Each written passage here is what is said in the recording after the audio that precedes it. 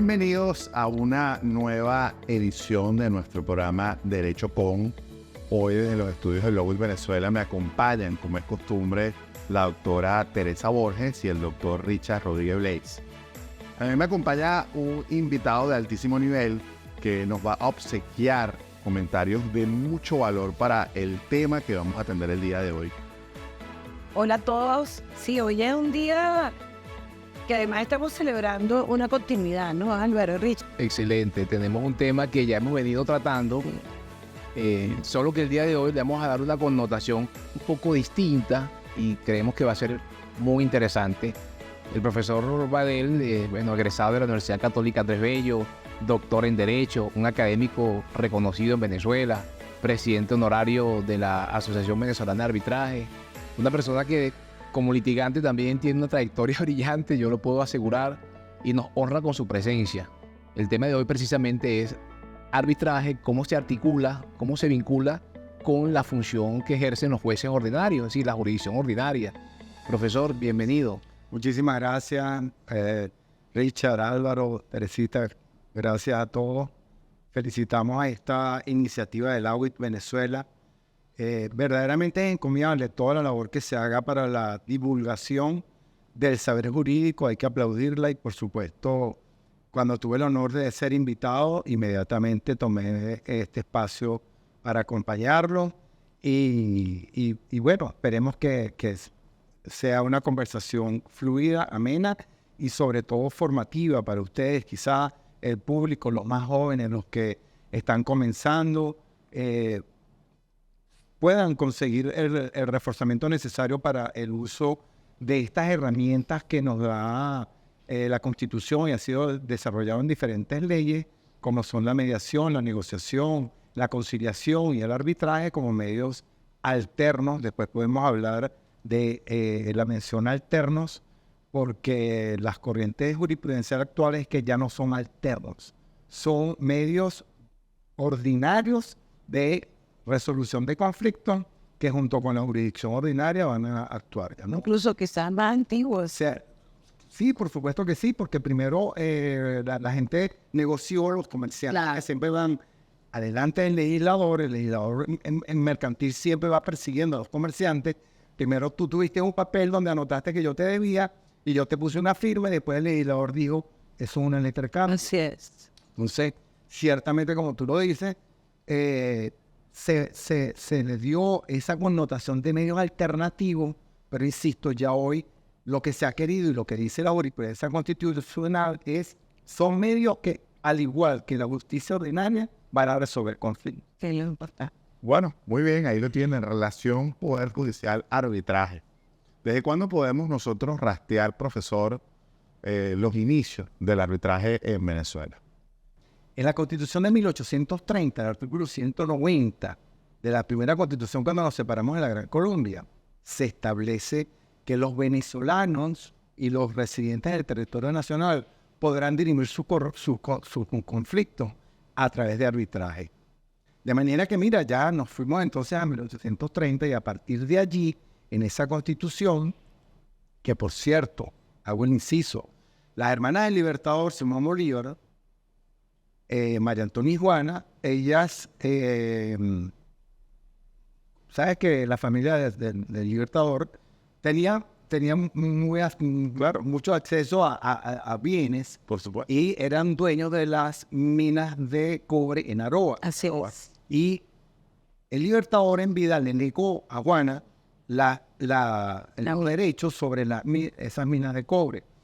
Luego María Antonia, cuando él fallece, entonces aspira a ser heredera de su cotaparte de aquello, pero resulta que le oponen El el legado del Libertador. Claro. Legado que se hizo por documento privado y que ella alegó que entonces no cumplía con los efectos formales de validez, lo impugna y eso lleva a un primer arbitraje entre las hermanas del Libertador, que fue resuelto, por cierto, rarísimo, por 4 árbitros normales. Lo cual no es Es un número impar. Impar. Y bueno, fallaron, hubo un primer arbitraje. Bueno, Pero podríamos decir que es uno de los primeros antecedentes del laudo en Venezuela. sí, sin ninguna duda. Luego hubo muchos arbitrajes interestatales en la delimitación de los estados en Venezuela. Hubo muchísimos arbitrajes. La Constitución, las constituciones siguientes preveían el arbitraje para los reclamos de tierras o para Sí, exacto. sale de la Constitución y básicamente sí ya hasta que es rescatado en la Constitución actual en 1999 con la Constitución de la República Bolivariana de Venezuela. Se establecen dos artículos, el 253 y el 258, en donde se recoge con carácter constitucional el valor de los medios de resolución de conflictos, refiriéndose a arbitraje, a conciliación, a mediación y al arbitraje. Luego, esto es a nivel constitucional. El Código de Procedimiento Civil del licenciado Aranda, 1836, igualmente desarrolla normas sobre arbitraje que se mantienen incólumes en los siguientes códigos hasta llegar al siglo XX, en el Código de 1904, 1916 y 1986. Se mantiene la vigencia del arbitramiento fundamentalmente y realmente con muy poco desarrollo en el sentido de uso consuetudinario por lo complicado del planteamiento legislativo. Sí. Sobre todo en el Código del 86, en donde si alguna de las partes hace oposición a la validez del compromiso, entonces ya se genera un primer litigio sobre la validez o no del compromiso, por lo cual básicamente se mantiene, digamos, Parecía que le cerró la puerta realmente a que se activara como inoperante. Fue como el procedimiento oral Así del artículo 856. se previeron, pero no. Que aunque se estableció en el año 86, pues mira, hasta la fecha ha tenido muy poca Receptividad. por tantas complicaciones que se le estableció. Formalismo innecesario y tanta complicación. Entonces, esa es más o menos la historia. Nos vamos bien lejos, pero entonces tu pregunta también podría ser entendida como cuando realmente lo empezamos a utilizar masivamente. En la ley de arbitraje comercial, que se promulga en esa fecha, se establecen y se regula y se sistematizan todos los principios rectores que básicamente la Comisión para las Naciones Unidas Han establecido. están establecidas y fueron acogidas favorablemente por la mayoría de los países que hacíamos vida allí y que más o menos la ley de arbitraje comercial, entonces, que se promulga en ese momento, pues establece cuáles son los principios rectores, de qué manera se va a sustanciar los procesos arbitrales, cuáles son los tipos de arbitraje. Entonces, hay uno independiente, hay uno que es administrado, dice quiénes pueden ser administradores de arbitraje, cuál es el valor del laudo desde el punto de vista de cosa juzgada, los principios de celeridad, uniformidad, concentración, todo lo que realmente se desarrolla acá en la ley de arbitraje comercial. Y ese sí podríamos decir que ese hito, junto con la formación de los dos centros de arbitraje más importantes que tenemos, el Centro Empresarial de Conciliación y Arbitraje y el Centro de Arbitraje de la Cámara de Caracas, ya realmente entonces marca del año 98 el nacimiento de una verdadera cultura arbitral. Es que podríamos decir que la ley de arbitraje comercial se constituyó como en el CPC, en el Código de Procedimiento Civil del Arbitraje, porque después cada centro crea su normativa propia y va desarrollando, pero toda la normativa macra se consagró una ley especial de una forma, yo creo que es bastante didáctica y fácil de manejar. Es así. Y eso permite que haya mucho más cercanía con el arbitraje. ¿Cómo sería, de acuerdo a su experiencia, cómo los jueces ven a los árbitros o ven al arbitraje? ¿Hay realmente punto de contacto? ¿Hay una armonización o son excluyentes? ¿Por qué ley de arbitraje comercial? ¿Por qué circunscribir el arbitraje al comercio? ¿O eso fue un desliz del legislador? Eso es bien interesante, Richard, porque y ha causado mucha confusión, pero la jurisprudencia se ha encargado de decir que la ley de arbitraje comercial no debe ser interpretada restrictivamente. Muy bien. Básicamente, cualquier relación entre pares, sea de carácter comercial o no lo sea, pues es susceptible de ser solucionada a través de los principios rectores de esta ley. Además, muchos procedimientos especiales que han previsto conciliaciones, o sea, Sí los hay. Claro. ¿Qué es lo que pasa? Que en materia, o sea, por supuesto, la materia que se lleva a arbitraje básicamente tiene que ver con autonomía y voluntad de las partes, con dos sujetos de derecho contratando, Muy bien. dos sujetos de derecho llevando adelante un negocio jurídico y básicamente o subjetivamente o de manera objetiva estamos hablando de actos de comercio. Entonces, la jurisdicción comercial es atrayente y es excluyente. ¿Ok? Ese es un principio básico en materia mercantil. Así es. Y siendo de esa manera, quizá en la comisión en aquel momento, en el Congreso Nacional, cuando ese punto se estudió, se pensó que esto regiría fundamentalmente para la materia comercial. Es que bástese recordar que, por ejemplo, ahorita nosotros aceptamos ir a un divorcio con poder. Antes no. Había que ir incluso al acto conciliatorio personal. O sea, esas materias hemos tenido un poco de apertura, pero todo lo que era niños y adolescentes, como lo llamamos hoy, o familia, tenía muchas restricciones, tiene que ver la parte del orden público. Entonces, claro, el señalamiento es bien importante cuando dice que donde rige la autonomía de la voluntad de la parte. Creo que eso es fundamental. Pero allí hay un tema que yo creo que tu pregunta además es bien importante, pero yo la haría al revés. Es decir, ¿en qué momento del arbitraje coincide o tiene que coadyuvarse o trabajar en conjunto con el Poder Judicial, con la jurisdicción, para después caer en lo que concretamente preguntaba Richard, ¿no? Sí, bueno, en varios. Yo diría que desde la primera etapa, porque los principios rectores en materia de arbitraje nos indican que es fundamental la constitución del panel arbitral. Eso, digamos, si yo voy a ir a un arbitraje, lo primero que yo tengo que tener es la garantía de poder constituir a un panel arbitral. Recuerda, Teresita, Álvaro, Richard, que estamos hablando de una jurisdicción que nos traspola de lo que es en nuestro buen natural. Claro. Hay un principio constitucional y es que a mí me juzgan mis jueces naturales. Pero por decisión de las dos partes que se están vinculando en un negocio comercial o no comercial, que están teniendo una vinculación de la naturaleza que sea, ellos han optado porque sus jueces naturales sean particulares. Y entonces, en aplicación del principio de autonomía de la voluntad de las partes.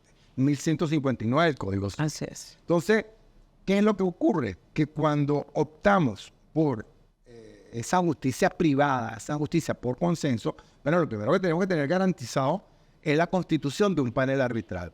Desde ese primer momento puede intervenir el Poder Judicial, porque es que si nosotros optamos porque sea un arbitraje independiente, en el arbitraje independiente no entran en juego centros de arbitraje que tienen reglamento. Entonces, nosotros tres vamos a ser árbitros de un problema que a lo mejor tiene Álvaro con algún proveedor. Bueno, está bien, de repente Álvaro dice, yo voy a designar a Teresita Borges, y tu contraparte va a decir que va a designar a Álvaro Badel. Pero entonces, ¿el tercero quién será? Lo que normalmente ocurre es que los dos árbitros designan al tercero si se ponen de acuerdo. Bueno, ¿qué pasa si no nos ponemos de acuerdo nosotros dos? Si no nos ponemos de acuerdo, tenemos que ir para un tribunal, es la ley de arbitraje comercial, El juez. y le corresponde al juez de primera instancia hacer la designación. Entonces, fíjense, ya desde ese primer estatus en materia de arbitraje puede intervenir.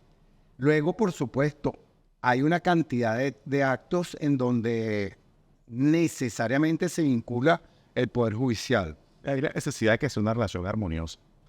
De allí esa necesidad.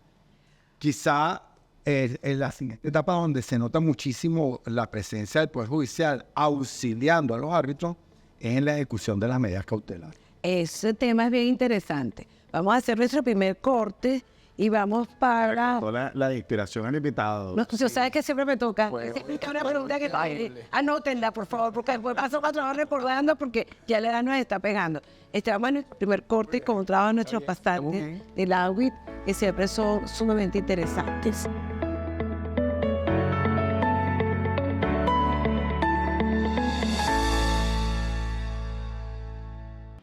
Desde las inmediaciones del Tribunal Supremo de Justicia reporta para ustedes Valentina Parceo, para exponer el criterio esbozado por la Sala Constitucional del presente tribunal de fecha 27 de julio del pasado año 2023, con ponencia de la magistrada Lourdes Benicia Suárez Anderson, con número de sentencia 971, donde interpretó y dio a conocer la importancia de los medios alternativos de resolución de conflictos en el ordenamiento jurídico venezolano, más precisamente el arbitraje, orientada hacia materia arrendaticia.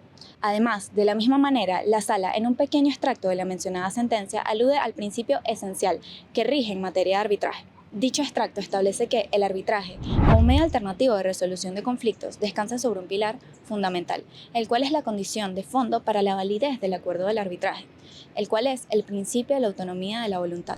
A su vez, la sentencia detalla de manera sutil, pero concreta, la concordancia que lleva el arbitraje en materia arrendaticia, puesto que las cláusulas para someterse a este mecanismo alterno de resolución de conflictos se establecen primeramente por voluntad de las partes en los contratos de arrendamiento. En conclusión, entendemos que siempre y cuando las partes, gracias a la autonomía de la voluntad, pacten en el contrato de arrendamiento su disposición por ser sometidos al arbitraje, siempre tendrán esta potestad. Reportó para ustedes Valentina Parceo.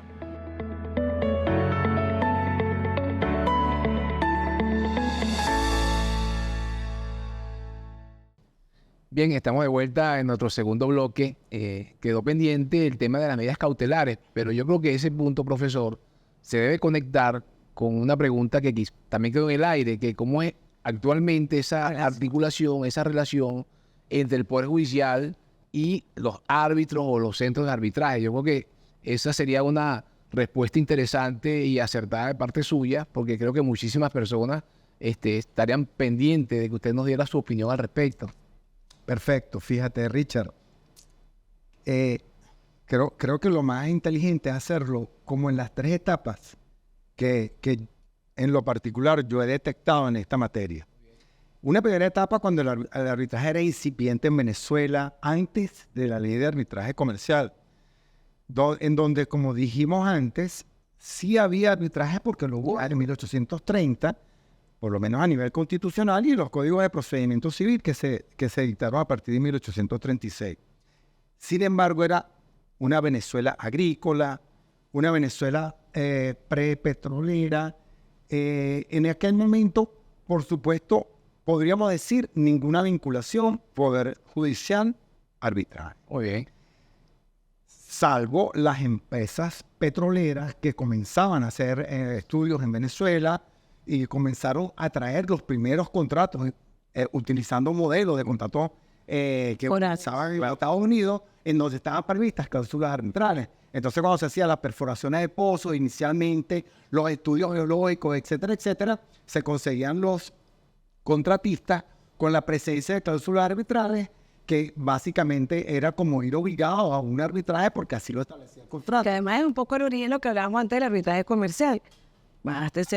Por eso es que le quedó la denominación. Luego, entonces, digamos, en esa etapa, cero relación. Luego empieza, entonces nos ubicamos a partir del 98, un segundo bloque de relaciones, en donde comienza formalmente ley de arbitraje comercial, centros de arbitraje, y ya de ahí en adelante se empieza a utilizar y a sustanciar causas arbitrales. En esa etapa, la relación, les voy a hablar de lo que percibí yo, Álvaro Badel Madrid. Estaba yo haciendo mi posgrado de Derecho, ya había hecho mi posgrado de Derecho Procesal en la Católica, pero yo realmente me gradué en el año 90 de procesalista, pero sí era mi inicio como profesor de Derecho Procesal. Año 96 comienzo a dar clases. Cumplo pronto ya los 30 años, Dios mediante.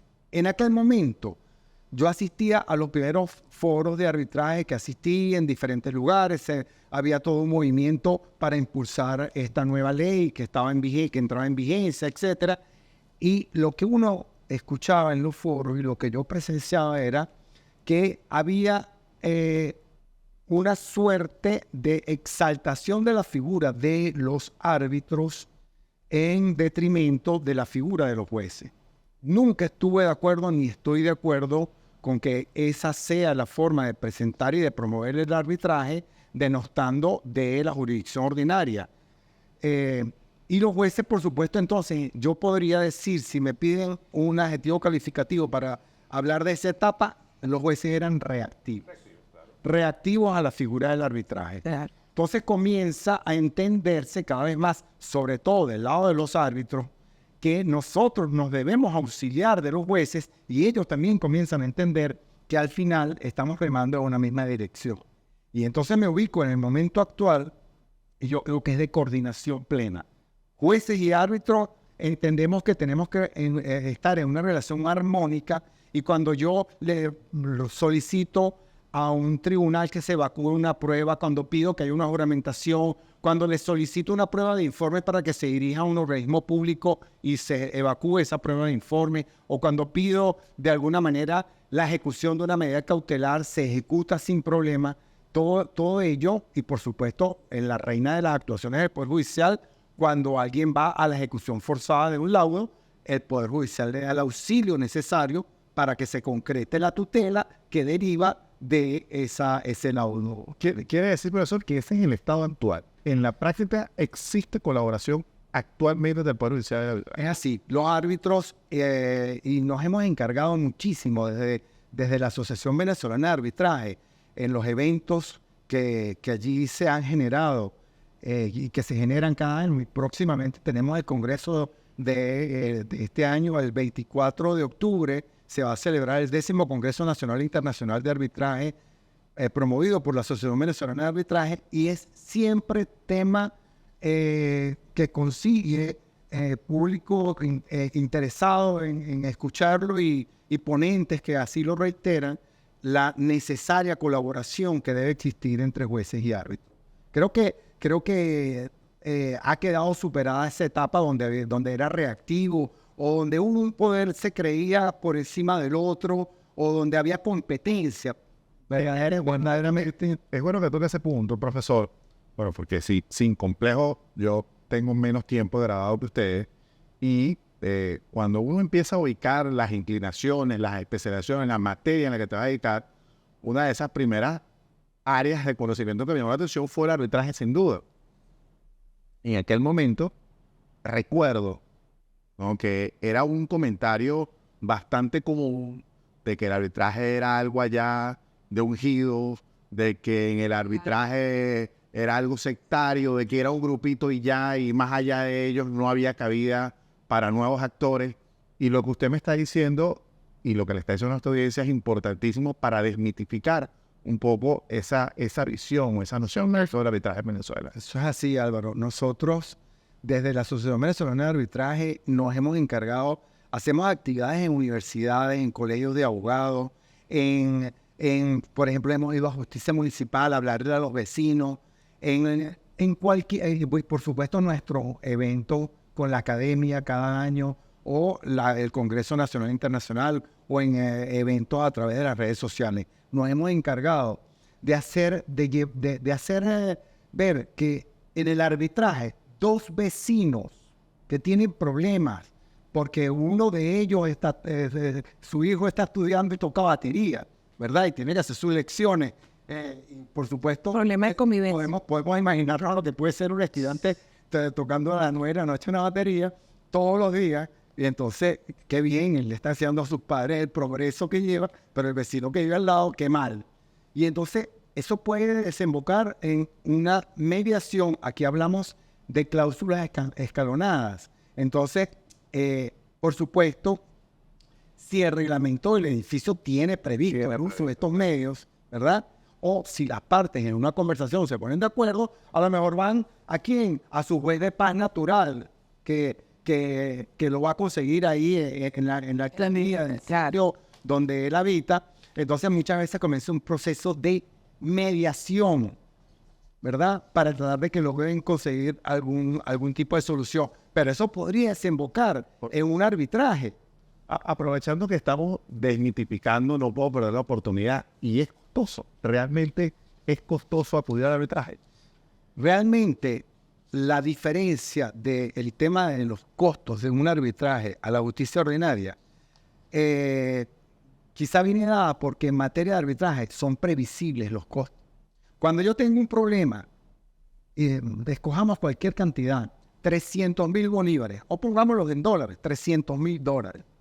Yo puedo ir en este momento a los 2 centros de arbitraje que tengo en Venezuela, voy a la página web y veo cuánto es el costo de un arbitraje porque hay unas escalas y entonces me va a decir de 10 a 20,000 tantos y ahí voy a tener un monto que es el que se va a causar por el servicio de atención y de sustanciación de ese arbitraje.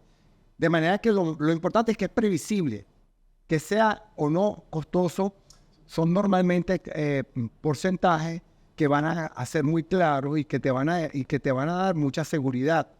Cuando decimos, sí, pero la justicia ordinaria hay un principio que es que la justicia es gratuita, ciertamente, pero es gratuita. Cuando a mí me contrata alguien y me dice, doctor, ¿cuánto va a durar este juicio? Yo soy irresponsable si yo le digo, tenemos sentencia en 10 meses. Usted sabe que yo trabajo también, o he trabajado algunas cosas administrativas y en el contencioso. Uno de los problemas cuando vemos en el contencioso, procedimiento administrativo de contradictorios, lo que se llamaba, pues según la tesis de la doctora, esos son actos cuasi jurisdiccionales. Cuando vamos a la ejecución, ya sea en el contencioso, un tribunal ordinario, una de las cosas que a los jueces les ha perturbado es que esos procedimientos administrativos sean no seguir todas las pautas más ajustadas para garantizar el debido proceso, etcétera, etcétera. Esto no pasa en el arbitraje, entonces, o no debería pasar, lo cual nos llevaría entonces, en el arbitraje, si bien hay alguna relajación de algunas normas del procedimiento, somos tan formalistas, pero hay otras que se deben respetar, porque yo creo que de allí dependería, por ejemplo, que el juez pueda practicar tranquilamente una cautelar, ejecutarla, o ejecutar el laudo. Sí. Entonces, ese es un punto que creo que es relevante también para que el abogado que vaya a dedicarse a esta área y el que debe ser árbitro o el mismo centro, sí, podemos relajar ciertas formalidades, pero no todas. Sí, yo creo que muy poco de lo que realmente constituye los reglamentos de los centros de arbitraje o de los principios que están aquí pueden omitirse. Por ejemplo, cuando comienza el arbitraje y alguien dice, yo postulo a Álvaro Boadel Madrid para que sea árbitro. Yo tengo un primer deber y eso se cumple, lo he visto siempre, que es el de las revelaciones. Ajá. Entonces, si a mí hay un arbitraje en donde Álvaro Herrera está involucrado, yo tengo el deber de revelar que yo vine a este programa. Yo tengo en 15 años, en 10 años, cuando sea. Yo tengo que decir, yo tuve una relación en este caso, espero que sean más las invitaciones, yo las atiendo, pero entonces, o yo tendría que decir, somos amigos, o fue mi alumno, ¿verdad? Es decir, La vinculación al trato que son. revelar cualquier tipo de vinculación, y eso lo hacemos los árbitros, y muchas veces un árbitro a sabiendas que quizás lo que está revelando va a generar que no puede seguir adelante, ¿verdad? Tiene que hacer. Yo quisiera hacer una pregunta, profesor, porque en este tema de relación poder judicial, arbitraje, usted mencionó algo con respecto a que el arbitraje era como una suerte de descongestionar a los tribunales. Actualmente, y lo digo con propiedad porque conozco bien lo que voy a decir, hay retraso dentro del poder judicial. Ahora, ¿a usted no le parece que si, por ejemplo, en una eventual reforma del Código de Procedimiento Civil, como aparentemente se está trabajando, se descomplica, se simplifica el procedimiento ordinario, se crean nuevos tribunales de acuerdo a las reglas estadísticas, se dotan a los tribunales de recursos, talento humano? ¿Eso no puede servir como de desincentivo para acudir al arbitraje o siempre va a haber la posibilidad de que coexistan ambos medios? Sí, yo creo que siempre van a existir porque todas esas aspiraciones que dices que si las tuviésemos, la tienen otros países. Entonces tú tienes en España un número de tribunales civiles adecuados a la población que nos reclama, pero tienes 12, 15 centros de arbitraje. Incluso ya hay la conciliación policial también Entonces, van a echar, tal vez el tema de la especialidad en la materia siga siendo fundamental para que las personas se interesen en acudir al arbitraje. O sea, vayámonos a la hipótesis de que funcione perfecto el sistema judicial y haya el número de jueces suficiente y necesario para atender las causas, para atender las demandas y que... Pero que es muy específica. pero muy específico, ¿no? Que creo que esto también es una garantía. Yo le voy a decir lo que yo pienso que es la clave en preferir el arbitraje, la confidencialidad. Es Nosotros, muy importante. hoy en día estamos viendo cada vez más que se habla de arbitraje societario. Ajá. ¿Qué significa el arbitraje societario? Lo ha estudiado muy bien el doctor, está doctorándose Diego Castanino, y en su obra él toca el estudio del arbitraje societario. En los estatutos sociales de una compañía, ¿verdad? Puedo poner. Entre 4 personas como nosotros, que cada uno tiene el 25% de las acciones de una compañía, establecemos que nosotros no queremos nunca pelear si tenemos problemas en tribunales. Queremos que resolvamos nuestras controversias en arbitraje societario. ¿Cuál es la ventaja que tenemos? No sale de aquí y de los árbitros. Es decir, mantenemos la confidencialidad de nuestros intereses, de nuestros propósitos comunes, de nuestras diferencias. Hay daño reputacional a la marca. Exacto, las marcas y los productos no se ven incididos. Entonces, si yo tengo la posibilidad de solucionar en casa el problema, que eso significa hacerlo en confidencialidad entre nosotros, pero tengo un acto que se va a sobreponer a la voluntad de nosotros, que es el laudo, yo lo hago.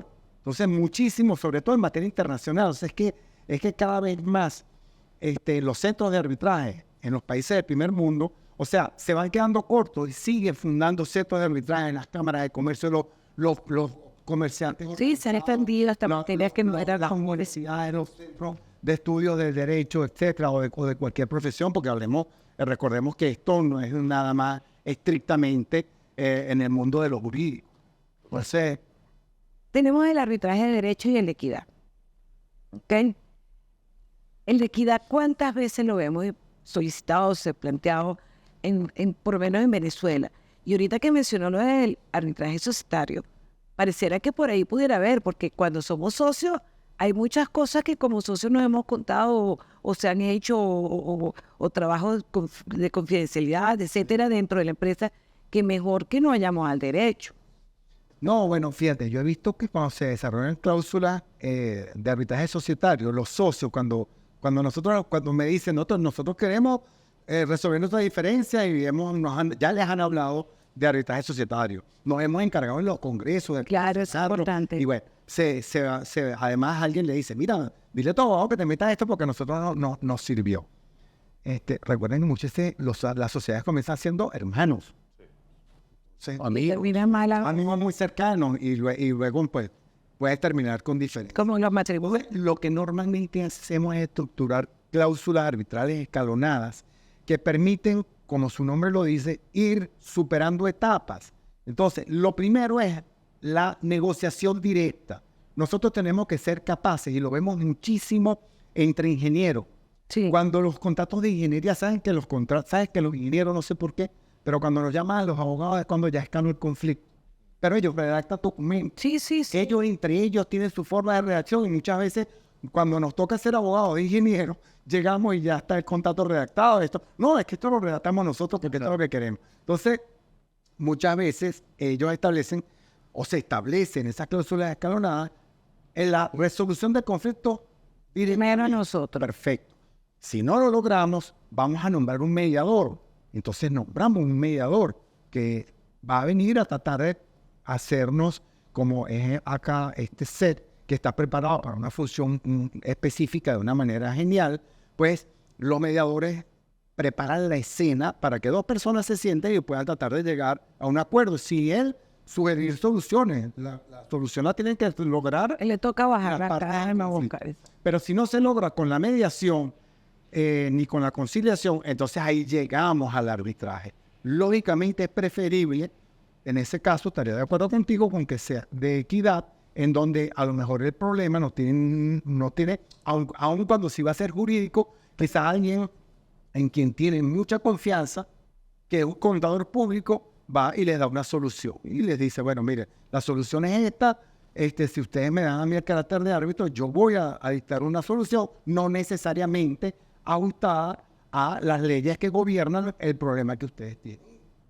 Incluso pudiera caer hasta en la parte ética y moral muchas veces, en que mira, más justo, más ético, tú reconoces, y trabajo en equipo. A mí me ha tocado varias veces hacer como mediadora, pero además, sí, y una persona de asistencia técnica. Ya. Entonces, yo necesito el apoyo de esto para poder ayudar en esto. Pero si te he contado en equipo, y es buenísimo. ¿Cuál es el porcentaje de arbitraje de equidad? No hay, yo no tendría cifras, creo que Es que poco, ¿verdad? con toda seguridad Y sería bien bonito como que se propiciara más. Claro, ahí también el problema de base es definir qué es equidad, pero bueno, tenemos que ir al corte. Y vamos a las medidas cautelares porque se van a matar. Vamos a medidas cautelares, queda mucho Sí, yo por sé que se van a conversar. matar. Pero vamos al corte y lo dejamos con nuestro pasante del agua en una cápsula que les va a encantar.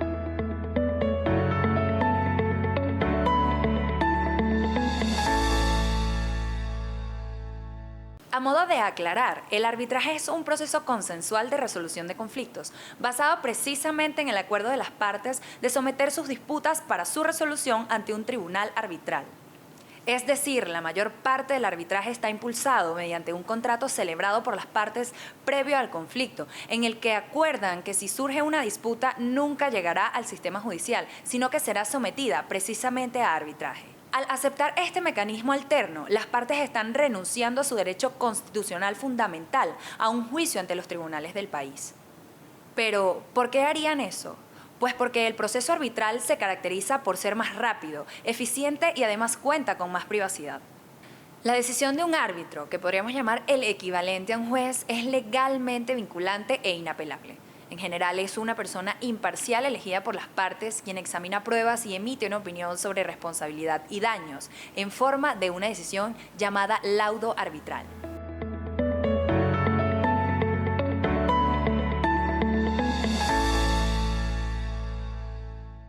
Bueno, de vuelta aquí con nuestro invitado de hoy, el doctor Álvaro Bael, muy apreciado en el medio del arbitraje procesal civil, ¿verdad? Y nos estamos divirtiendo.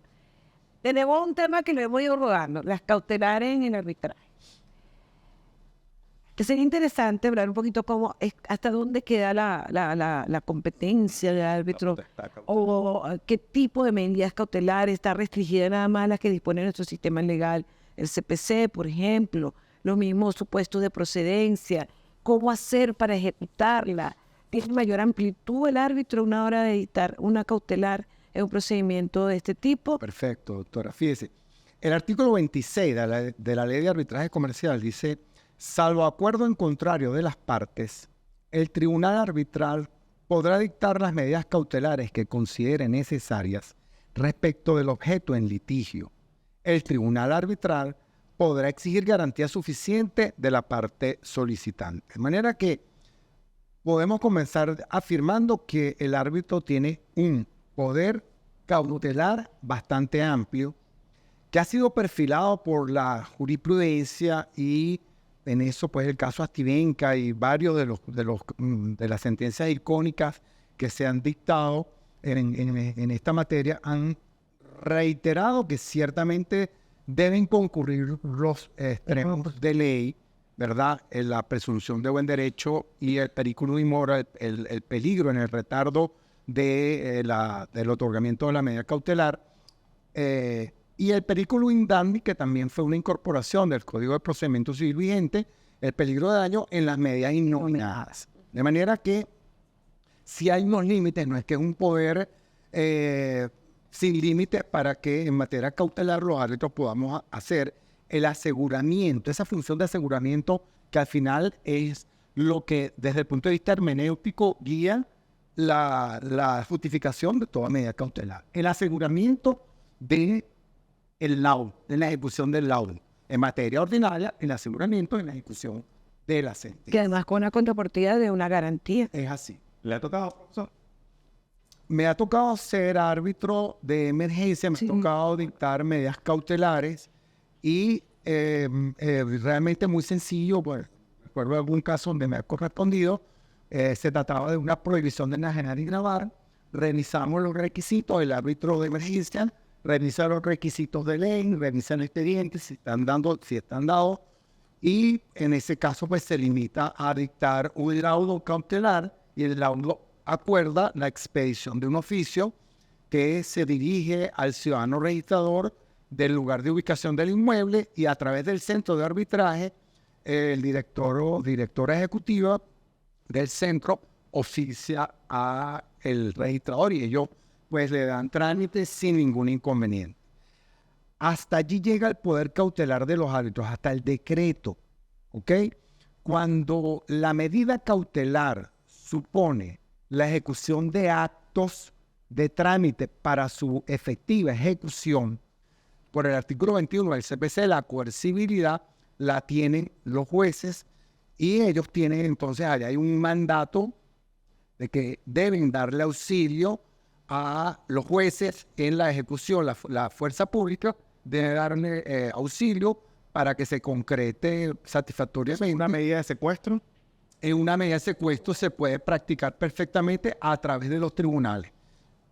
Yo diría que, y no es pacífico lo que voy a decir, no es pacífico, pero yo diría que salvo la remisión del oficio a los registradores públicos con las prohibiciones de enajenar y gravar, que sencillamente se limitan a esa remisión que la hace no el árbitro, sino se hace a través del centro de arbitraje, cualquier otro acto que suponga un acto material de ejecución, ahí tienen que ser realizados a través de El auxilio. el auxilio de la fuerza. ¿Debería el registrador, en este caso la persona de grabar, incorporar en las notas marginales? Lo hace, normalmente lo hace.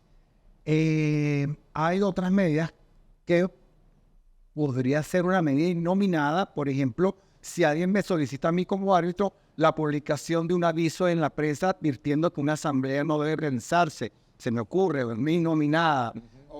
Lo que en otros países son esas medidas de anotaciones, rítmicas, claro. O la anotación de la litis, la anotación de que Exactamente. hay la existencia de un proceso arbitral, yo se lo remitiría Por a... edición de SARPE, profesor.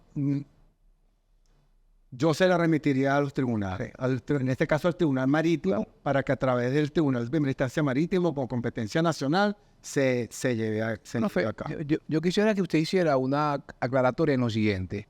Usted lee el artículo 26 de la ley que habla de tribunal, pero usted menciona un árbitro de emergencia. ¿Por qué esa distinción? ¿O es igual hablar del tribunal arbitral? Con Claro. respecto- Ajá. La figura del árbitro de emergencia, si se quiere, surgió un poco por la necesidad misma de reconocer esta tutela cautelar anticipada que tenemos los árbitros, y nos dimos cuenta que en los reglamentos no estaba previsto. A partir del caso Astivenca, en un caso que se sustanciaba en el centro de arbitraje de la Cámara de Caracas, donde no había la figura del árbitro de emergencia, la parte, ante la ausencia de la existencia de árbitro de emergencia en el reglamento, acudió directamente a la jurisdicción ordinaria, y entonces ahí comenzó el proceso de atención a aquella petición de tutela que hacía el justiciable. Y cuando esto llega a la sala constitucional, la sentencia Astivenca dice: sí, ciertamente los jueces debemos auxiliar a los árbitros, y si no existe árbitro de emergencia, pueden los jueces, o sea, varias cosas interesantísimas de esa sentencia, pueden los jueces entonces suplir la figura del árbitro de emergencia, número uno. Número dos, no significa que porque acudes a la jurisdicción ordinaria estás abandonando tácitamente la jurisdicción arbitral. No, todo lo contrario, has acudido por una necesidad pragmática, ya que no había árbitro de emergencia, al Poder Judicial. Pero entonces, si tú tienes interés en continuar con el arbitraje, tienes 30 días para que se constituya el panel arbitral. O sea, es decir, a ver si aclaramos a la audiencia. Es decir, el interesado, antes de demandar, puede pedir una medida cautelar. ¿Es así? Es así. Sin que haya juicio Sin que haya... o procedimiento arbitral. Es así. Ah, ok, perfecto.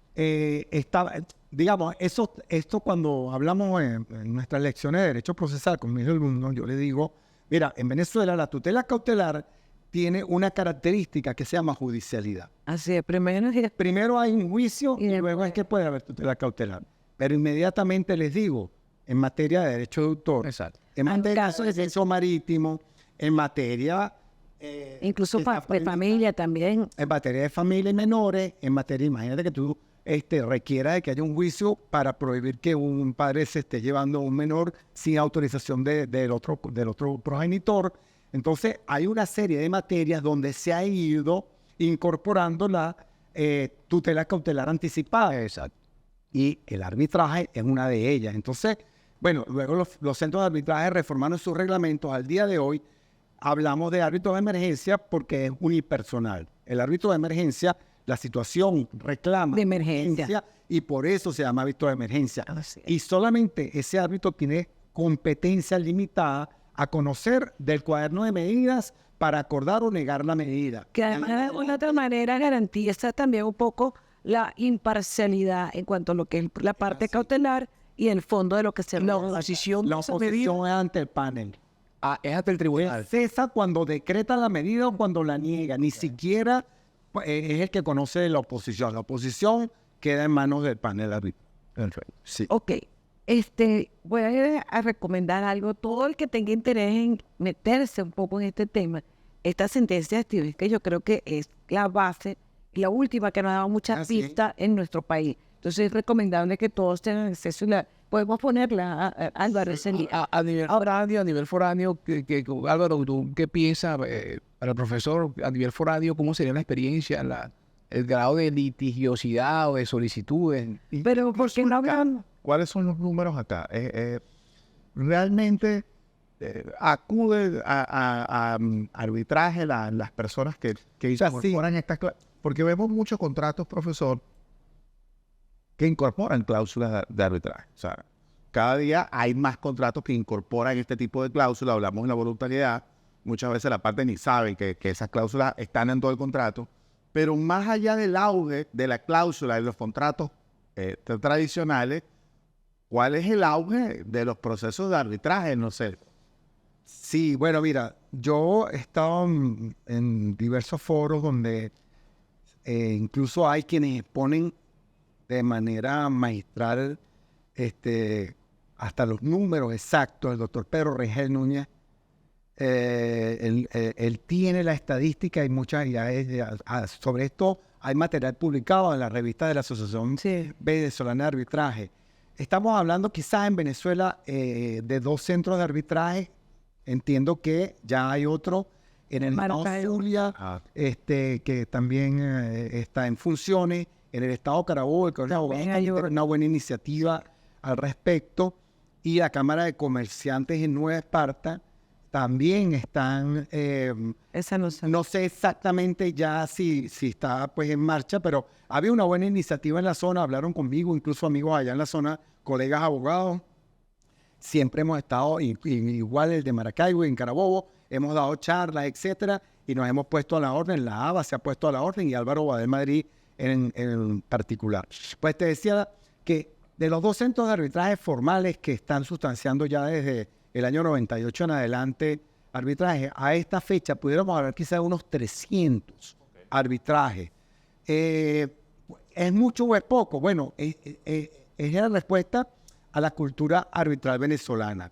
Quizá hay muchas mediaciones que se han llevado a cabo y se han evitado procesos arbitrales dictados o resueltos a través de un laudo, por lo cual no están en esta estadística. Pero es un número importante. Es un número que se adapta a Que se debe considerar, pues, exacto. y hay otro, quizás hay, digamos, en este momento, no sé, los números de la sustanciación de causas actuales al año 2023, 2024. Recuerden que post pandemia todo cambió. Así es. Todo cambió, y yo diría que en materia de arbitraje cambió para bien, porque incorporamos en el reglamento la justicia La parte telemática. telemática. Claro, la justicia arbitral telemática, y eso permite.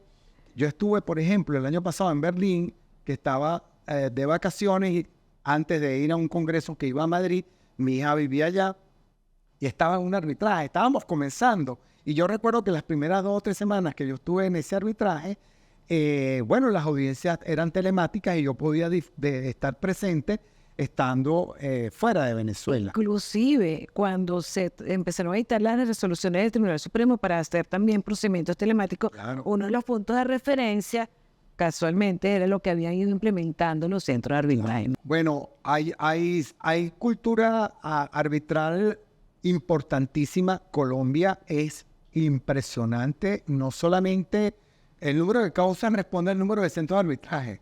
Solamente en Bogotá, no quiero decir un número, pero no me quiero equivocar, pero sé que hay en Bogotá varios centros de arbitraje, y en Medellín, en muchos de los centros neurálgicos desde el punto de vista económico de Colombia. Conozco en Perú, por ejemplo, yo fui ponente de una jornada y estuve en el año 2019 allí. Una de las charlas se refirió a las estadísticas y mencionaban algo cercano a los 1.800 arbitrajes en un año. En un año. En un año estamos hablando, sí, o sea, si mal no saco la cuenta, son como unos 150 mensuales para que me dé 1.800. 10 meses son 1.500. El número de casos. Sí. Entonces, pero bueno, eso en concreto allí obedece a algo muy particular, y es que la ley de contrataciones públicas somete obligatoriamente al Estado Ok. al arbitraje. Se diferencia con el concesionario que tiene la concesión que le ha dado el servicio público. Entonces, eso es una grandísima ventaja. Y sé que igual en otras legislaciones, en Chile, en Ecuador, también están con un movimiento bien importante en materia de arbitraje. Sé también, porque he sido ponente en la Universidad Católica de La Plata, que en Argentina tiene menos arraigo todo el tema del arbitraje. Pero bueno, en definitiva yo creo que Venezuela hace grandes esfuerzos y lo está logrando, y la comunidad arbitral cada día se centra más en estudiar el arbitraje para que realmente nos logremos convertir en factor multiplicador para que los más jóvenes lo Y ha traído mucha gente joven, eso es interesante. Claro, siempre tenemos mucha presencia de Sí, estudiantes sí, eso es muy lindo. en los eventos, en los foros, Sí. y por eso les agradezco a ustedes muchísimo esta oportunidad. Me parece de lujo poder, además con esta amplitud de tiempo, poder transmitir ideas para que la gente Siempre. los consulte a ustedes, al AWIT, a nosotros, a la Asociación Venezolana de Arbitraje. Siempre estamos a la orden para cualquier tipo de evento, en cualquier tipo de comunidad, estamos dispuestos. Te va a sonar, lo voy a decir, en un congreso de pediatría, en donde van a estar disertando 1.500 o 1.600 médicos pediatras, me han invitado a disertar sobre medios alternos de resolución. Es que los médicos son un poco... Entonces, millones.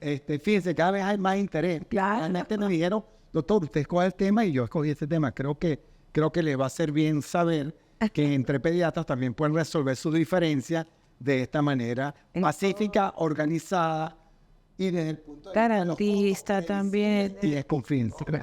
Sin ningún complejo, profesor, debo confesar.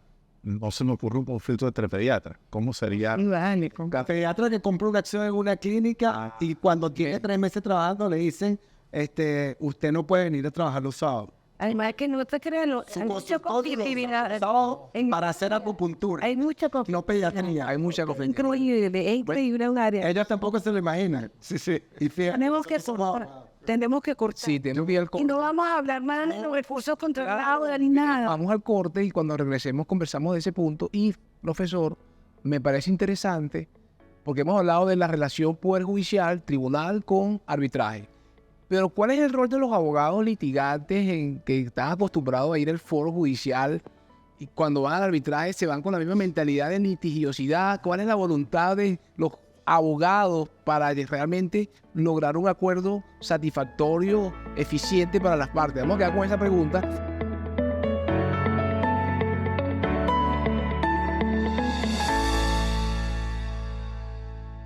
Hola, yo soy Elena Postalski y hoy Lawit y Rolly decidieron trasladarse a la Universidad de Santa María con la finalidad de saber qué tanto saben los estudiantes de Derecho acerca del arbitraje.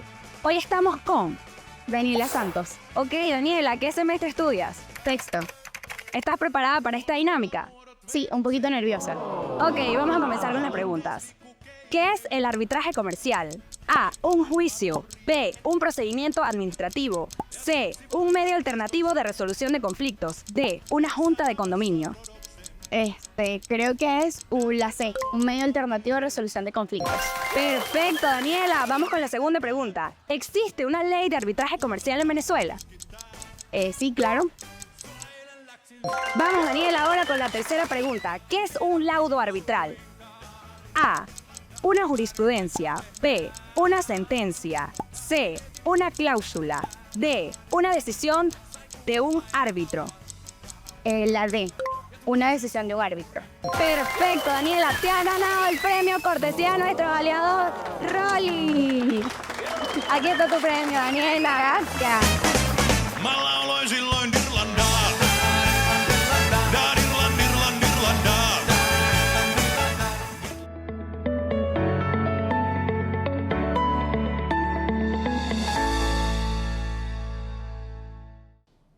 Bueno, de vuelta aquí en nuestro último bloque, parece mentira. Además que creo que va a ser insuficiente, lo cual obliga a que tengamos que hacer una segunda parte. episodio. Sobre todo porque hay un tema que es relevante y que nos quedó fuera, la parte de los recursos y la impugnación de los laudos. Pero ahora vamos a concretarnos a una pregunta que dejó en el aire Richard, que creo que es bien interesante y bien importante, ¿no? ¿Cuál debe ser el procedimiento de la conducta de los abogados que también van a un centro de arbitraje? Tienen que mantener esa posición de, como decimos nosotros, guerrilleros ante el proceso arbitral, todas estas incidencias que se crean en el proceso arbitral. Sí, esa ser conflictivo.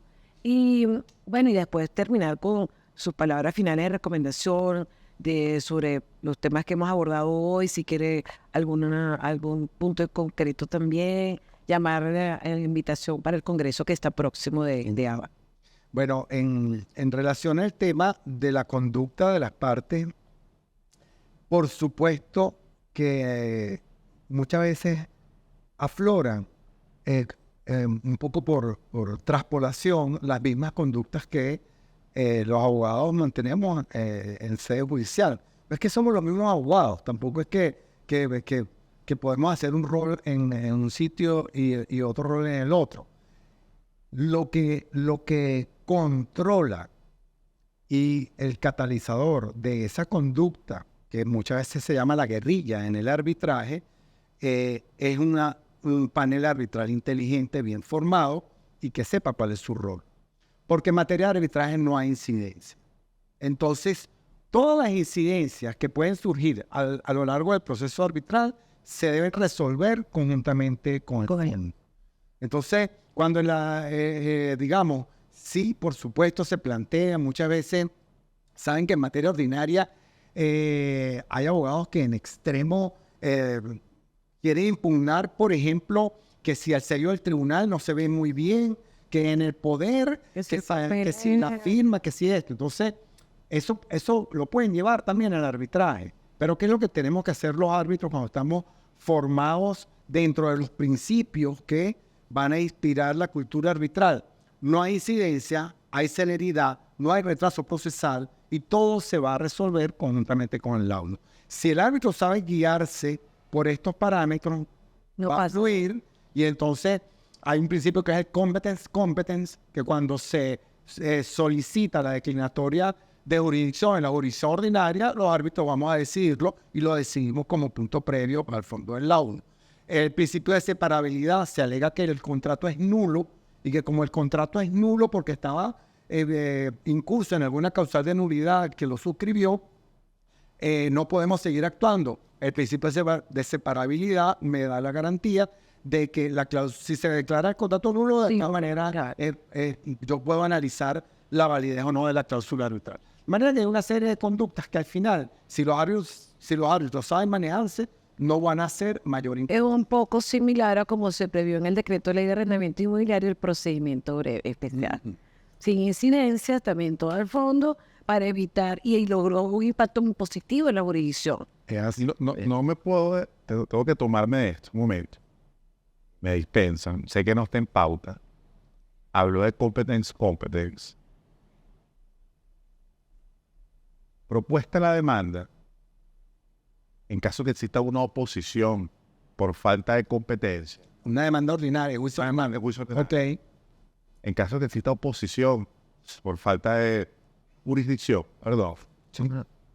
¿quién debe atender la falta de jurisdicción? ¿Es el juez ordinario o es el tribunal arbitral? Cuando, habiendo una cláusula compromisoria en un contrato, no obstante ello, alguna parte acude al tribunal, se maneja dentro del mundo del arbitraje, hay dos tesis que se manejan. Hay quienes dicen que el juez de oficio debe declarar inadmisible la demanda hay un sector importante de la doctrina que lo afirma. Los jueces de oficio, al revisar los recaudos y fijarse que hay una cláusula arbitral, deberían de desechar la demanda porque el artículo 5 de la ley de arbitraje comercial, si me lo permiten, dice el artículo 5 que en virtud del acuerdo de arbitraje las partes se obligan a someter su controversia a la decisión de árbitros y renuncian a hacer valer sus pretensiones ante los jueces. El acuerdo de arbitraje, concluye el artículo, es exclusivo y excluyente de la jurisdicción ordinaria. Sobre la base de esta tesis, un amplio sector de la doctrina dice no puede el juez darle curso a una demanda cuando hay una cláusula arbitral. Cuando percata que está la cláusula. Hay otro sector de la doctrina, y me incluyo entre ellos, que decimos lo siguiente. Las únicas causales para inadmitir una demanda están previstas en el artículo 341 del Código de Procedimiento Civil y dice que sea contraria al orden público, a las buenas costumbres o a alguna disposición expresa de la ley. Ellos dicen que esta es la disposición expresa de la ley, pero es que la doctrina jurisprudencial se ha encargado de definir qué es lo que se entiende Por una disposición. por una disposición expresa de la ley. Y el típico ejemplo que se da es el artículo 1801 del Código Civil, que dice, la ley no da acción a las acciones derivadas de los juegos de envite y Esa es la azar. típica Y dice, recetecita. la ley no da acción, no tienes derecho de accionar. Así es. En cambio, aquí estamos hablando de autonomía de la voluntad de las partes. Las partes pudieron ponerse de acuerdo para ir a arbitraje. Si desatendiendo eso, una de las partes va a la jurisdicción ordinaria por cualquier causa, por la que sea, Desconocía la existencia de la cláusula. o conociéndola, el centro de arbitraje está cerrado. Ok. Por ejemplo, porque está de vacaciones y yo me voy para los tribunales ordinarios. El juez se percata de la existencia de la cláusula. En mi criterio no puede decir, esto es contra el orden público, las buenas costumbres, una disposición de la ley. No, hay una disposición de la ley que regula de esta manera el compromiso arbitral y el juez le tiene que dar trámite porque le tiene que dar la posibilidad a la otra parte de ejercer su derecho a la defensa. Y en el contradictorio, cuando tú acudes, tu primera defensa, lo ha dicho la sala político-administrativa, tiene que ser Si somete a cláusula compensatoria o pongo la falta de jurisdicción. Y listo. Si Con no eso lo haces, se solucionado. da la jurisdicción. Pero si no lo haces como primera defensa, ¿Y qué se le decide? así como las partes pudimos firmar el arbitraje, las partes pueden decidir tácitamente o expresamente digo, renuncio a Es que sería y igualito. me quedo en la jurisdicción ordinaria. ¿Quién lo decide? El juez de la causa que está conociendo y se va en consulta a la sala político-administrativa. Y por eso es que todas las sentencias de la sala de esta materia son de la sala político-administrativa, que en última instancia se ha encargado de decir que la cláusula es dubitativa, es confusa, porque muchas veces la parte acude a tribunales porque, por ejemplo, se dice en la redacción de la cláusula, las partes nos comprometemos a someternos a arbitraje por cualquier diferencia. No obstante ello, si alguna de las partes prefiere, se va a la jurisdicción ordinaria. Ahí Y tiene ahí está, claro. patología de una cláusula arbitral que te permite ir a la jurisdicción. Que además inclusive es válido conforme al mismo criterio de la autonomía de la parte, porque también las personas deben saber que nosotros ahorita tenemos un contrato, no firmamos cláusula arbitral, pero posteriormente podemos llegar a un acuerdo arbitral. Claro. Y por lo contrario, ahora queremos renunciar, no ir sino a la jurisdicción ordinaria. De igual manera, entonces cuando yo entro en una elección, yo no te hago valer que fuimos al que está previsto el arbitraje, estoy acordando Es posible. tácitamente Claro, que perfecto. ahora vamos a la Ese es uno de los aspectos que yo decía de la conducta del abogado que litiga en tribunales con respecto al arbitraje, en el sentido siguiente. Si la cláusula es clara y tú opones como excepción la falta de jurisdicción del tribunal ordinario, a sabiendas que tú te comprometiste a que en caso de controversia va al arbitraje, ahí hay una cuestión de falta de lealtad y de probidad en el proceso. Y luego eso va a la sala política por un recurso de regulación de la jurisdicción que a lo mejor puede durar 6, 7 meses, 8 meses y de alguna manera le da cierta ventaja al abogado que opone esa excepción de manera infundada. Sí. Ahí debería haber una sanción. Bueno, ahí la ¿no? sanción se materializa con las costas procesales a las que seguramente será condenado y regresará a la jurisdicción arbitral. Pero realmente tampoco podemos, digamos, evitar que la gente pues, ocurra. sí, yo le decía, solamente eso, sino que uno como abogado representa a su cliente. Esa es la línea un poco filosófica hasta dónde se puede llegar en la cultura del pueblo. El accionante, porque el accionante sabe que hay una cláusula compromisoria y sabe que del otro lado También. va a encontrarse con una oposición que luego va a subir. Así es, El así accionante lo puede hacer con toda la intención. Total. Eso es parte de la... Para dilatar. lamentablemente. Bueno, está muy bien, profe. Sí, como Excelente. haciendo todo. Ahí vale mucho el rol del árbitro, igual que el juez en la judicatura.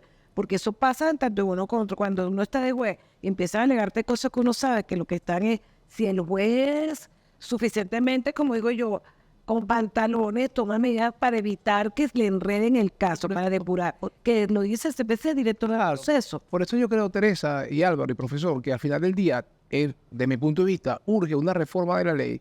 Porque me parece complicado que el arbitraje tenga una suerte de tutoría por parte de los jueces. Es decir, en caso de recurso, profesor, que ahorita quizás usted va a hablar de eso, del laudo, tiene que someter a la jurisdicción ordinaria a revisar lo que hicieron unos árbitros, cuando en el propio arbitraje debería haber tribunales de alzada, o no someter la nulidad del laudo a un tribunal ordinario, por más que sea por causales específicas, profesor. ¿Qué piensa usted de eso? Creo que No lo voy a hacer como... es el último, no, que oye, no porque quiero ser juez. Eso es lo que obligaron a que el doctor venga, pero que pueda Pero que hable de los recursos. Con muchísimo Bravo. gusto, con muchísimo gusto. Si ustedes lo deciden, podemos luego profundizar. Pero sí decir que básicamente no se ha pensado una segunda instancia formalmente en materia de arbitraje, porque no se piensa que hay árbitros que son superiores a otros árbitros. Sencillamente, si las partes decidieron que si su controversia iba a ser dirimida por justicia por consenso, justicia privada, por 1 o 3 o 5 árbitros, los que además yo me he leído por ellos. ya ese pronunciamiento a través de un laudo se supone que satisface el requerimiento de esa tutela que se haga el principio de doble instancia, no es de orden político. No, pero la parte lo pueden pactar. Sí, pero ¿quién garantiza o tiene que partir de la premisa de que entonces hay árbitros mejor formados que estos que decidieron en primera instancia, porque ahora baja a una segunda instancia en donde realmente estamos hablando de que lo que se quiere es llegar rápido a la solución del conflicto? En nuestro programa Te va a dar uno de los beneficios. Y la experiencia, verdaderamente yo diría que a nivel mundial no es socorrido el uso de la segunda instancia arbitral. Hay en Madrid hay una corte de apelaciones en materia de arbitraje con buena experiencia, quizá, pues, dado el número de casos que ya se sustancian. Y es totalmente pues, voluntario someterse a ese reglamento. Pero yo realmente no lo veo como una prioridad. Eso por ese lado. Por el lado de los recursos, sí, está previsto un único recurso en materia ordinaria contra el laudo arbitral en la ley de arbitraje comercial, y hay recurso de nulidad. Entonces, a partir del artículo 43 y siguiente, está desarrollado lo que es el control de la actividad de los árbitros, y ese control, porque evidentemente sí puede haber habido exceso. Entonces, si a ti te sentencia o lauda alguien que realmente no tenía la capacidad para ser árbitro, por supuesto, ahí hay un vicio grave. Si los árbitros se pronunciaron sobre una materia que no formaba parte de la controversia, hay un vicio grave, etcétera. Entonces, bueno, el artículo 44 establece literalmente, las causales, ¿verdad? por las cuales. En 6 literales, cuáles son las causales de nulidad. Siempre son temas graves, ¿verdad? Y es muy expedita la resolución. Sí. Luego, esto lo conoce sí un tribunal superior.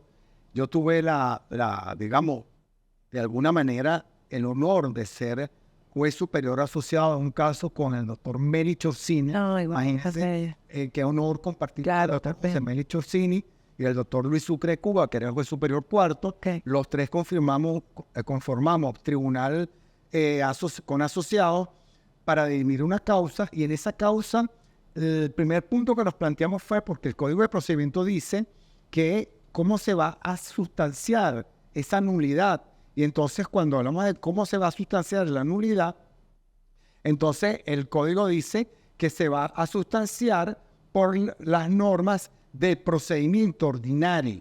Dice el artículo 47, admitido el recurso y dada la caución, el Tribunal Superior conocerá el mismo conforme a lo establecido en el Código de Procedimiento Civil para el procedimiento ordinario. Y luego tenemos el asociado. Estaba esto que nosotros teníamos que empezar por citación, cuestiones previas, contestación, posibilidad de reconvención, llamar a los terceros, pruebas, sentencias. No. Y yo recuerdo las palabras del maestro Melich, que él me decía, a ver, usted es procesalista, estudie ese punto y vamos a ver. Usted resuelva. Y yo, mire, maestro, con mucho gusto. Y ahí entonces ese célebre caso que fue jurisprudencia que se ha mantenido, donde dijimos, interpretamos la palabra del legislador y dijimos, cuando ese artículo dice que es el procedimiento ordinario, debe entenderse que es el procedimiento ordinario de De eso que habla, Sobre eso. se le da entrada al recurso, se fija informes y se dicta sentencia. así es.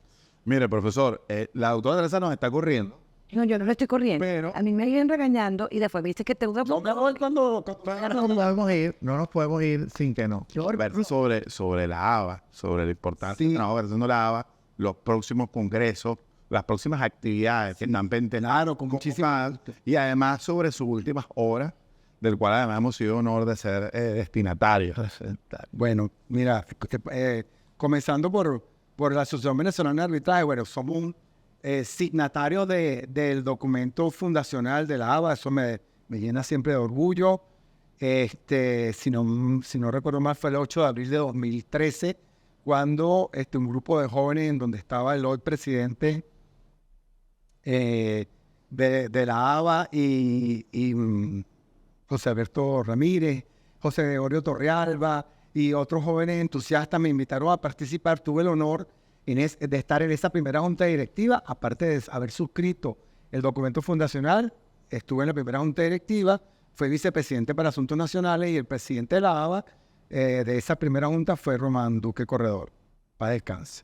Ahí tuvimos actividad gremial y societaria de promoción del arbitraje, porque eso es verdaderamente la misión de la ABA, de su documento fundacional. Luego en el 2015, él me pasó el testigo, me refiero a José Román, y fui entonces yo presidente del 2015 al 2017, y luego pude repetir del 2017 al 2019, y pude hacer lo que nadie hizo, ser 2 años en 2 periodos presidente, porque en el 2019 se reformaron los estatutos y se prohibió la reelección. De manera que soy el único presidente que pudo ser reelegido legítimamente, y luego pues quedamos como presidente honorario. En relación con el segundo punto, bueno, sí, con gran honor les he traído, le debo a ustedes, a Teresita y a Roberto el mismo material. La sentencia civil es, mi tesis de grado de doctor, donde tuve el honor de ser, de tener el prólogo de Román Duque Corredor, quien hizo un bellísimo prólogo de esta obra, y bueno, lo llevo, lo atesoro muchísimo. Nuestro profesor, amigo, o ser único ahí. Y Miguel Ángel Martín fue mi tutor de esta tesis de grado. Y bueno, con muchísimo gusto, aquí te la estoy obsequiando. Aquí hay una separata de un boletín de la Academia de Ciencias Políticas y Sociales, donde aparece un artículo mío que es una visión jurisprudencial sobre el arbitraje y los demás medios de autocomposición procesal a la luz de la jurisprudencia del Tribunal Supremo de Justicia. Básicamente, entonces, es una recolección allí de la jurisprudencia más actual sobre la materia de arbitraje. Y este libro realmente lo que dice fue el prólogo, se refiere a la citación en el proceso civil venezolano, institución de derecho constitucional procesal de la magíster Arely Falcón Lizarraga, que es parte de la judicatura, es juez del municipio actualmente. Tuve el honor de ser su tutor y me pidió luego también el honor de prologar su obra. Entonces, haciendo pues cumplimiento de la promesa que le dije, se los voy a obsequiar los ejemplares que ella me dio a gente pues, a la que respeto mucho y sé que va a ser buen uso del libro. Buena amiga. Te lo entrego. Sí, claro. Y bueno, esta sí es una obra que la he tenido en la mano, es uno de los cuadernos, de los primeros que hicimos en Badel Grau. Es una obra colectiva de los miembros del despacho de abogados Badel y Grau, a quien, por supuesto, también le meto la cuña aquí al final. Fue un estudio que hicimos en los primeros momentos en que fue promulgada la ley de arbitraje comercial. Fue uno de los primeros textos escritos. Y bueno, muchas de las cosas que dijimos acá fueron premonitorias, las interpretamos bien. En algunas no hemos separado o se separó un poco la jurisprudencia de lo que nosotros dijimos, pero bueno, ya realmente tendremos que hacer una actualización de ella y en algún momento pues así lo haremos. Y bueno, De hecho, voy a interrumpir para hacer más publicidad. Tienen también información de jurisprudencia constante por la página de Badel Grau. sí, en mi apellido. por excelencia. Y otra recomendación que yo creo que todos los que estamos aquí, las publicaciones de la academia, creo que es un referente. A veces se nos olvida que existe y tiene muchísimas, tanto en física como también en materia digital. Y es muy valiosa, la verdad. Trabajo acá en la academia de ciencia política y La social. divulgación en Badel y Grau básicamente se debe y el 95% a mi hermano Rafael Badel Madrid, quien es el numerario de la Academia de Ciencias Políticas y Sociales, y verdaderamente la cultura académica y de proyección del conocimiento jurídico que él tiene nos las insufló al resto de los socios. Badel y Grau, como mucha gente lo sabe, es un escritorio familiar donde estamos María Amparo Grau, Álvaro Badel Madrid, mi sobrino Nicolás Badel Benítez, mi hijo, que es la nueva generación, Daniel Badel Porras, que está en la parte penal. Y bueno, estamos allí tratando de contribuir con la formación. Y vaya que lo están haciendo. Es excelente, bravo. Y bueno, yo creo que es momento de agradecer, de decirle a ustedes, a LAWIT, Venezuela, a todos ustedes, que verdaderamente es encomiable, como lo dije al principio, su labor, todo el que en este momento en que vivimos histórico, quiera dedicar un momento a la formación jurídica, es encomiable. Pero en la divulgación de la formación jurídica, creo que aún hay que resaltarlo más, porque el que se está formando quizás lo tiene con un fin quizá monetario al final, mientras que el que está haciendo una labor como la que hacemos en Badel Grau, como la que llevan adelante ustedes con una manera tan técnica, tan profesional, como todo lo que estamos viendo aquí, con esta entrega que tienen todos ustedes, con esta posibilidad cierta de tener equipos de vanguardia. Por acá nos rodeaba el drone, y todo este set. Verdaderamente yo los felicito, los insto a que sigan adelante. Y si mi presencia aquí los ayuda a ustedes de alguna manera a que promovamos más el arbitraje, por Dios. Un momento, sus redes sociales para despedirnos. Sí, bueno, Badel Grau es @ Badel Grau por Instagram. Estamos en Costa, estamos por @ Badel Grau nos consigue. En lo personal, @ Badel M en mi Instagram. Y en el caso de la Asociación Venezolana de Arbitraje, @abarbitraje. @abarbitraje. Si alguien necesita mandar un correo para hacerme una consulta, abadel @badelgrau.com. Ese es nuestro correo corporativo. Muchísimas gracias a todos ustedes. Bien, ahí me tuvieron profesor Álvaro Badel de visita en Derecho Com para LAWIT Venezuela. Para nosotros ha sido un placer, un gusto, comentarios valiosísimos y muy acertados que enriquecieron esta conversación el día de hoy. No olviden ubicarnos en nuestras redes sociales como @LAWIT, darle clic a la campanita y suscribirse a nuestro canal de YouTube.